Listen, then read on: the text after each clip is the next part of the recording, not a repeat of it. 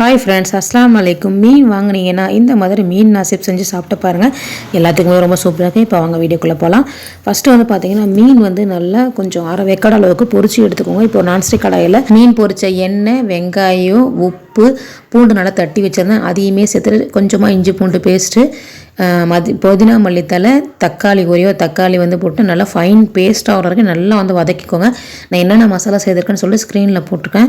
அது எல்லாமே போட்டு நல்லா மிக்ஸ் பண்ணிவிட்டு கொஞ்சமாக வந்து தண்ணி சேர்த்து உங்களுக்கு எந்த அளவுக்கு வேணுமோ அந்த அளவுக்கு வந்து தண்ணி சேர்த்துக்கோங்க. தண்ணி சேர்த்துட்டு இதை வந்து ஒரு மூடி போட்டு மூடி வச்சுருங்க. இப்போ நல்லா கொதிச்சதுக்கப்புறமா மீன் பொரிச்சு வச்சுருந்தேன் இல்லையா, அதையுமே வந்து இதில் சேர்த்துட்டு இதுக்கு மேலே வந்து புதினா மல்லி தூவிட்டு நீங்கள் வந்து சிம்மில் வச்சு மூடி வச்சுருங்க. ஒரு 2 நிமிஷத்துக்கு அப்புறம் கேஸ் ஆஃப் பண்ணிவிடுங்க. இது வந்து பார்த்திங்கன்னா இட்லி, தோசை, சப்பாத்தி எல்லாத்துக்குமே ரொம்ப சூப்பராக இருக்கும். சாதத்தில் போட்டு சாப்பிட்டு பார்க்கும்போது அந்த அளவுக்கு சூப்பராக இருந்துச்சு. நீங்களும் கட்டாயம் ட்ரை பண்ணி பாருங்கள்.